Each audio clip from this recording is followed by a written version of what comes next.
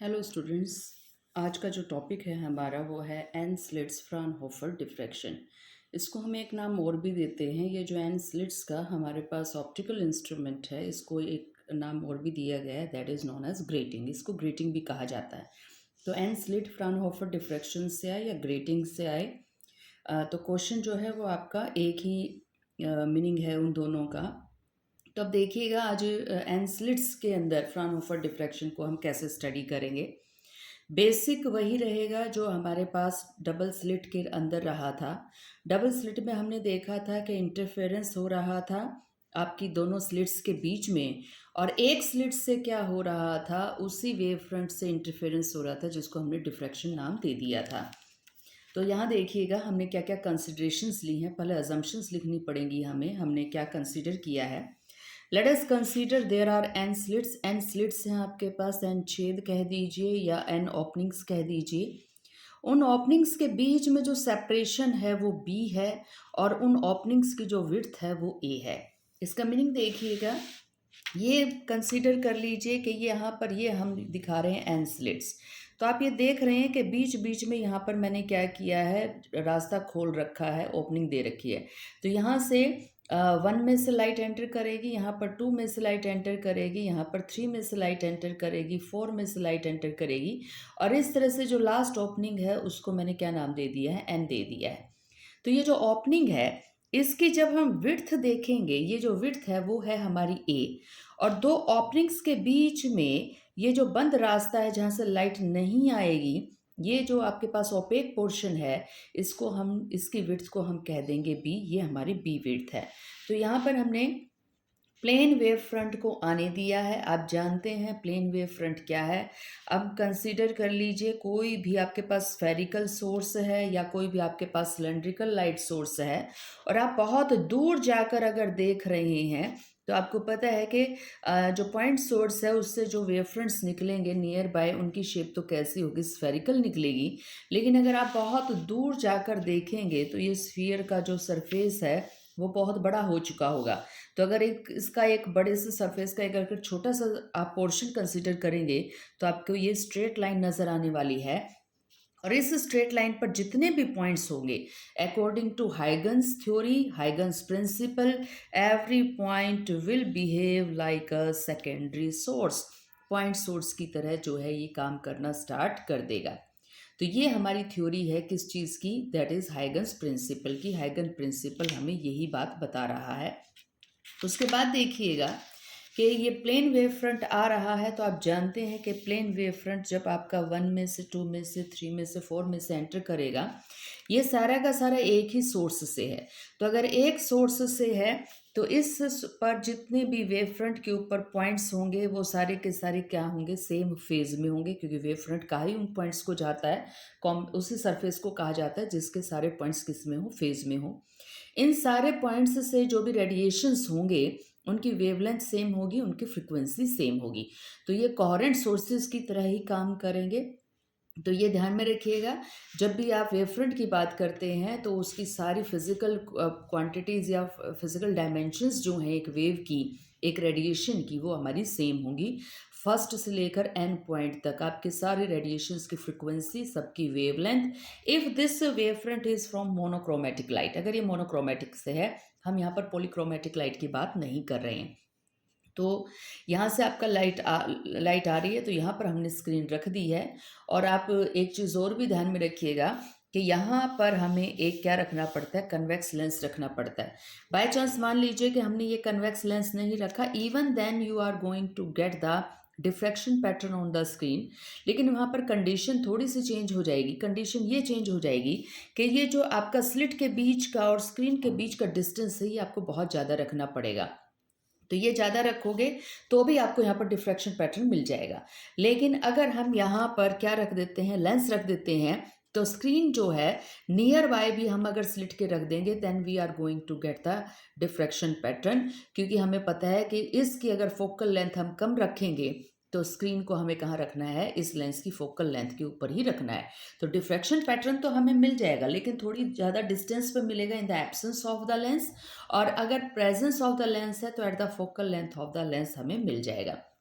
उसके बाद देखिएगा, हम इन दोनों की बात करेंगे, दैट इज 1 और 2। बाय चांस मान लीजिए सिर्फ मेरे पास एक या दो दो ही स्लिट होती, जैसे कि हमने डबल स्लिट के अंदर देखा था।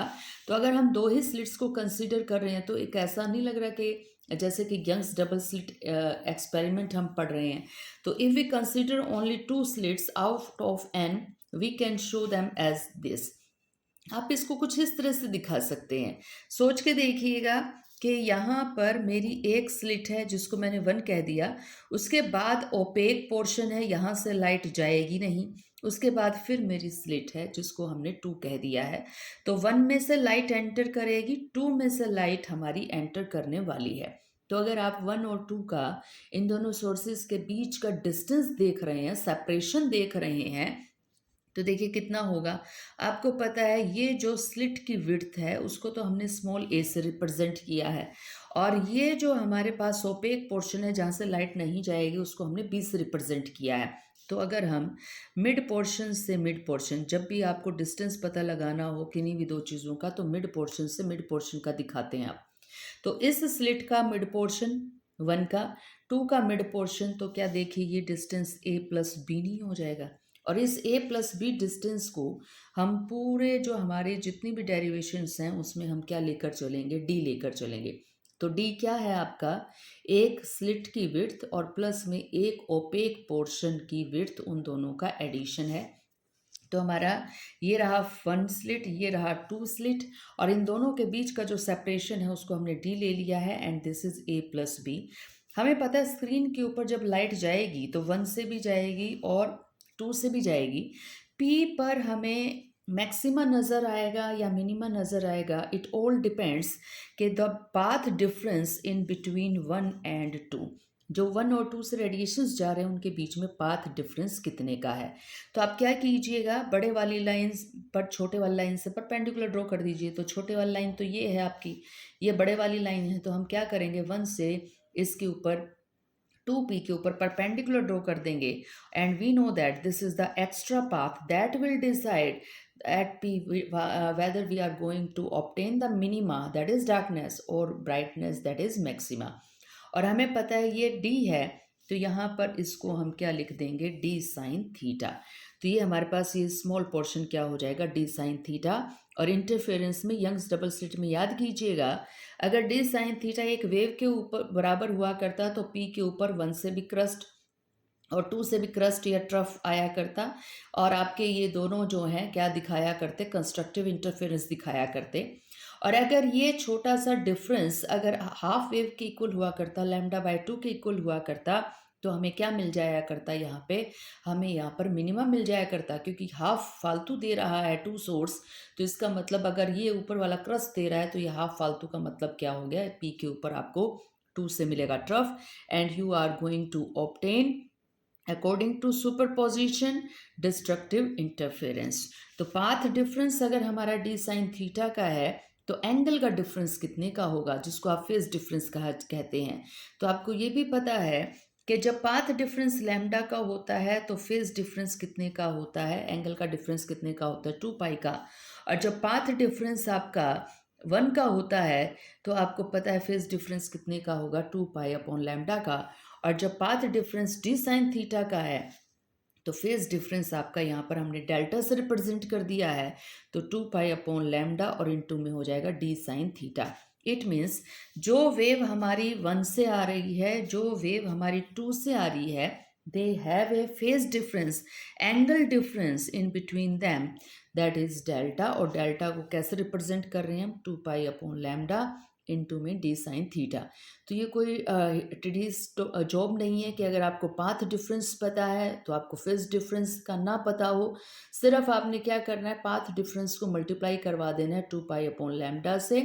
और रूल ये है, पूरी वेव के लिए 360 डिग्री का एंगल बनता है, या 2 पाई रेडियन कहेंगे। यहाँ पर ये सारे जो फेज एंगल्स हैं हम रेडियन के अंदर ही दिखाने वाले हैं। उसके बाद एक छोटा सा ज्योमेट्रिकल रूल जो है आप याद रखिएगा, अगर मेरे पास कोई भी ट्रायंगल है, यहाँ पर मैं ये नहीं कह रही कि राइट एंगल ट्रायंगल है या ऑब्ट्यूज है, आपके पास कोई भी ट्रायंगल है and you have a given condition कि इस ट्रायंगल की दो साइड्स इक्वल हैं, आइसोसेलेस ट्रायंगल है आपका, और इन दोनों साइड्स के बीच में ये जो एंगल बन रहा है एक्सटीरियर एंगल, इंटीरियर एंगल नहीं, इंटीरियर एंगल तो ये वाला हो जाता है इस ट्रायंगल का। तो ये एक्सटीरियर एंगल जो बन रहा है इन बिटवीन ए एंड ए, अगर आप इस डेल्टा को जानते हैं then you can find out this side, this closing side की वैल्यू आप पता लगा लेंगे। और ये क्लोजिंग साइड हमारी निकलती है 2 times of A cos of delta by 2। तो ये रिजल्ट याद रखिएगा, इस रिजल्ट को हम आगे यूज़ करने वाले हैं। तो अब देखिए, स्लिट हमारे पास सिर्फ दो नहीं थी, स्लिट तो हमारे पास बहुत सारी थी। तो आप देखिए, दो स्लिट थी तो दो रेडिएशन, दो वेव्स, दो रेज पहुंच रही हैं पी के पास। तो अगर आपके पास n स्लिट्स हैं तो हम ये मान लें ये 1 हो गया, ये 2 हो गया और ये लास्ट वाला आपका n हो गया। तो आपके जो रेडिएशंस हैं ये विजिबल लाइट ही तो डाल रहे हैं हम। And what is visible light? That is EM waves. और EM वेव्स में होता ही क्या है? EM वेव्स के अंदर electric field, changing electric field और चेंजिंग मैग्नेटिक फील्ड का क्या है? कॉम्बिनेशन ही है। तो इट मीन्स जब आप ये कहते हैं कि हमने रेडिएशंस डाले हैं तो इसका मतलब आप इलेक्ट्रिक फील्ड की और मैग्नेटिक फील्ड की बात कर रहे हैं। आप दोनों की बात ना करके अगर एक की भी बात कर लेंगे तो दूसरे के ऊपर हम सेम जो है अप्लाई कर देंगे, क्योंकि हम जानते हैं कि इलेक्ट्रिक फील्ड चेंज होने से मैग्नेटिक फील्ड भी क्या हो जाती है? चेंज हो जाती है। तो ये हमारी स्लिट्स हैं, 1 2 से लेकर n तक ले ली हमने। तो इनडायरेक्टली P पॉइंट के ऊपर पहुंच क्या रहा है? P पॉइंट के ऊपर हमारी इलेक्ट्रिक फील्ड हम कंसीडर कर रहे हैं, पहुंच रहे हैं। आप मैग्नेटिक फील्ड भी कंसीडर कर सकते हैं, इलेक्ट्रिक फील्ड हमारे लिए थोड़ा ईजी ऊर्जा होता है, इसी वजह से हम इसको कंसीडर कर रहे हैं। तो आपके P पॉइंट पर स्लिट 1 से भी E1 इलेक्ट्रिक फील्ड पहुंच रही है, 2 से E2 पहुंच रही है, E3 पहुंच रही है, E4 पहुंच रही है, EN पहुंच रही है। अभी देखिए, सारी की सारी जो हैं आ तो प्लेन वेव से ही रही थी, और हमने थोड़ी देर पहले बात की थी कि प्लेन वेव के ऊपर ये जो वेव फ्रंट है इस पर सारी चीज़ें, हर पॉइंट जो है एक सोर्स की तरह काम करेगा। इट मीन्स 1 के अंदर जितना भी पोर्शन आपके पास इस वेव फ्रंट का आएगा वो सोर्स की तरह बिहेव करेगा। सेकंड के अंदर से भी जो लाइट निकलेगी उसका और इसका 1 और 2 को अगर आप देखेंगे तो आपकी फ्रिक्वेंसी, वेवलेंथ और फेज, ये फेज के अंदर ही होंगे। तो हमने यहाँ पर इसको E1 और E2 से क्यों दिखा दिया, इसको अलग अलग क्यों दिखा रहे हैं, सबको एक जैसे से नोटेशन क्यों नहीं दिया, सारी इलेक्ट्रिक फील्ड एक से क्यों नहीं दिखाई? अब ये देखिएगा, जब 1 से P पर पहुंच रहे हैं, 2 से P पर पहुंच रहे हैं, तो 2 वाले को ज़्यादा डिस्टेंस मूव करना पड़ रहा है। इट मीन्स 2 जो है आउट ऑफ फेज हो गया ना, आपके पास एक्स्ट्रा पाथ हो गया। तो एक्स्ट्रा पाथ हो गया तो एक्स्ट्रा फेज डिफरेंस भी ऐड हो जाएगा। इसी तरह से 3 से जो रेडिएशन P पर पहुंच रही हैं वो 2 से भी ज़्यादा डिस्टेंस ट्रेवल कर रही हैं। तो आप ये देखिए, E1 ने जो मैग्नीट्यूड पहुंचाया है, E2 ने जो पहुंचाया है, E3 ने जो पहुंचाया है, E4 ने जो पहुंचाया है, ये आउट ऑफ फेज तो चला गया ना। अगर आउट ऑफ फेज चला गया तो जो आपके पास इलेक्ट्रिक फील्ड फर्स्ट स्लिट की है वो सेकंड स्लिट्स के बराबर नहीं हो पाएगी। इस वजह से हम इनको अलग अलग से इंडिकेट कर रहे हैं। तो आप ये देखिए, इसको हमने वेक्टोरियल सुपरपोजिशन ऑफ E जो है n वेक्टर्स लेंगे। क्यों लेंगे आप n वेक्टर्स? आपके पास स्लिट्स कितनी है? टोटल n है। तो इलेक्ट्रिक फील्ड भी एक स्लिट की वजह से अगर हम एक मान लें तो टोटल इलेक्ट्रिक फील्ड कितनी हो गई आपके पास? n। और इलेक्ट्रिक फील्ड एक वेक्टर क्वांटिटी है और आप जानते हैं कि electric field from positive to negative charge move करती है। तो n वेक्टर्स कंसीडर कर लिए। तो total electric field P point के ऊपर हमने कितनी कंसीडर कर ली? E। और E is the superposition of E1 plus E2 plus E3 plus E4 and so on up to En। तो have phase angle delta in between them, ये already हम निकाल चुके कि इनके बीच में ये जो पाथ डिफरेंस था ये तो कितने का था? वो जो परपेंडिकुलर हमने डाला था कितने का आया था? आपका d साइन थीटा का। और आपको पता है कि ये extra path d sine theta आया था, तो इस एक्स्ट्रा पाथ ने एक फेज डिफरेंस भी तो ऐड कर दिया था जिसको हमने डेल्टा से रिप्रेजेंट किया था, that is 2 pi upon lambda, और इन 2 में क्या हो गया था हमारा? Sine theta. तो आपके पास टोटल वेक्टर्स कितने हो गए हैं? n वेक्टर्स हो गए हैं। और n वेक्टर्स के बीच में एंगल कितने का बन रहा है? डेल्टा का बन रहा है। तो देखिए, इन n वेक्टर्स को हम किस तरह से इंडिकेट कर सकते हैं? हम कुछ इस तरह से इंडिकेट कर सकते हैं। ये मेरा ओ से लेकर, और ये मान लीजिए कि इस पॉइंट को अगर मैं कहीं इसको मान लीजिए कि मैं टी नाम दे रही हूँ, तो ओ से लेकर टी तक मैंने मान लिया कि जो मेरी इलेक्ट्रिक फील्ड थी वो है E1। एक वेक्टर है, मैंने इसको E1 से रिप्रेजेंट कर दिया, और इस E1 का जो एम्पलीट्यूड है वो उसको मैं ए से रिप्रेजेंट कर रही हूँ। मुझे ये भी पता है ये जितनी भी वेव्स आएंगी इन सब का एम्पलीट्यूड कैसा है, सेम है। क्यों? क्योंकि आप जानते हैं सारी की सारी एक ही सोर्स से ऑब्टेन हो रही हैं, तो हाइगन प्रिंसिपल के अकॉर्डिंग सबका फ्रीक्वेंसी और सबका एम्पलीट्यूड सेम होगा। तो ओ से लेकर टी तक तो मेरी एक वेक्टर हो गया। उसके बाद देखिएगा टी से लेकर, और मैंने इस पॉइंट को कंसिडर कर लीजिए कि टी डैश कह दिया, तो टी से लेकर टी डैश तक दूसरा वेक्टर रिप्रेजेंट हो गया। तो अब ये देखिए इस E1 को मैं अगर एक्सटेंड करती तो यही तो डायरेक्शन आती ना, और अगर ये E2 को एक्सटेंड करते तो यही डायरेक्शन आती। और हमें पता है E1 से जब E2 पे जाएंगे तो डेल्टा एंगल से क्या हो जाएगा, एंगल आपका इंक्रीज हो जाएगा। तो डेल्टा एंगल हमने दिखा दिया। तो ऐसे करते करते E3 भी दिखा दीजिएगा, और E2 और E3 के बीच में डेल्टा एंगल दिखा दीजिएगा, और लास्ट वेक्टर आप कौन सा पहुंच गए, En तक पहुंच गए। तो पहला वेक्टर आपका O से स्टार्ट हुआ था, P तक आपका लास्ट वेक्टर जो है आ चुका है। तो टोटल ये आपके पास जो है इलेक्ट्रिक फील्ड P पॉइंट के ऊपर पहुंच रही है। तो यहाँ पर दिस इज योर P, ये आपका P है और ये आपका O है। तो अगर सारे सीधे सीधे चल रहे होते तो यहाँ पर हमें मिल जानी थी, लेकिन हर एक के बीच में अगर डेल्टा का एंगल है तो सारे कहाँ पर पहुँच गए हैं, P के पास पहुँच गए हैं। तो अब ये देखिएगा कि अगर हमारे पास O से लेकर T तक ये अगर छोटा सा पोर्शन है, इसको हम देखें और अगर आप इस आर्क को कंप्लीट कर लें तो आपके पास देखिए पूरा बड़ा सर्कल बनने वाला है। और इस सर्कल का जो सेंटर है वो हमने C मान लिया है, और इस सर्कल की जो रेडियस है जिसको आप CP से भी और CO से भी रिप्रेजेंट कर सकते हैं, उसको हमने क्या मान लिया है, R से रिप्रेजेंट कर दिया है। तो अब ये जो छोटा सा पोर्शन है OT, ये कितने का एंगल बनाएगा C के ऊपर, ये बनाएगा डेल्टा का। तो हमने क्या किया, C से OT के ऊपर परपेंडिकुलर बाइसेक्टर डाल दिया है। तो ये आप जहाँ पर जो ये परपेंडिकुलर का साइन देख रहे हैं ना, ये क्या कर रहा है, O और T को, ये जो E1 है ना, ये इसको आपने हाफ में डिवाइड करवा दिया है, तो परपेंडिकुलर हो गया। तो आप ये देखिए ये पूरा एंगल तो आपके पास कितने का था, ये पूरा एंगल डेल्टा का था, तो इसका हाफ कितने का होगा, हाफ होगा आपके पास डेल्टा बाय 2 का। तो आपके पास टोटल देखिए कितने का एंगल बन रहा है C का। ये वाला जो वेक्टर था इसने दिया डेल्टा का, अगले वाले ने भी डेल्टा का, अगले वाले ने भी डेल्टा का, और ये कितनी बार डेल्टा डेल्टा चलता चला गया N तक। तो टोटल एंगल C के ऊपर कितने का बन जाएगा, N डेल्टा का बन जाएगा। तो एक वेक्टर बना रहा है डेल्टा का, उस वेक्टर का हाफ बना रहा है डेल्टा बाय 2 का, और सारे के सारे वेक्टर्स कितने का बना रहे हैं, N डेल्टा का। और अगर हम इस लाइन को एक्सटेंड कर दें तो ये देखिएगा ये पूरा एंगल, ये आपकी देखिए स्ट्रेट लाइन बन गई। और अगर ये स्ट्रेट लाइन है तो ये एंगल और ये वाला एंगल क्या होंगे, आपके लीनियर एंगल्स होंगे। तो ये एंगल अगर एन डेल्टा का है तो ये हो जाएगा आपका 180 डिग्री माइनस एन डेल्टा, यानी कि पाई माइनस एन डेल्टा। तो ये अब तक हमने थोड़ी सी ज्योमेट्री का यूज़ कर लिया है। फ्रॉम ट्राइंगल COS, तो COS देखिए कौन से वाली ट्राइंगल थी, ये ट्राइंगल आपकी ये वाली ट्राइंगल है जिसमें आपने परपेंडिकुलर बाइसेक्टर बना दिया था।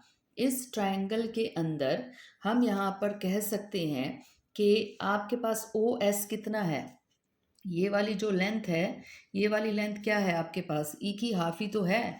तो इसको आप क्या कह सकते हैं, A/2 कह सकते हैं, क्योंकि हमने OT का जो एम्पलीट्यूड था वो कितना माना था, A, और OT का हाफ होगा तो एम्पलीट्यूड कितना हो जाएगा, A/2।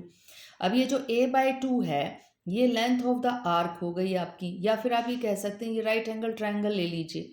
इस राइट एंगल ट्रायंगल में ये A/2 किसकी तरह बिहेव कर रहा है, ये बिहेव कर रहा है परपेंडिकुलर की तरह। और ये एंगल कितने का है आपका, डेल्टा बाय 2 का, और ये हाइपोटेन्यूज कितने का है, R का है। तो यहाँ पर आप इस तरह से इसको लिख सकते हैं कि half of A that is perpendicular upon hypotenuse, perpendicular तो हो गया ए बाई टू, हाइपोटेन्यूज हो गया आपका R, and this is equal to sine of delta by two. थोड़ा सा रीअरेंज कर लीजिए, आर के लिए वैल्यू निकाल लीजिएगा, तो आर हमारे पास किसके इक्वल आ जाएगा, तो आर को तो ऊपर ले जाइए, साइन डेल्टा बाई टू को नीचे ले आइएगा, ए बाई टू के नीचे आ जाएगा आपका साइन डेल्टा बाई टू। इसको कह दीजिए इक्वेशन नंबर 2।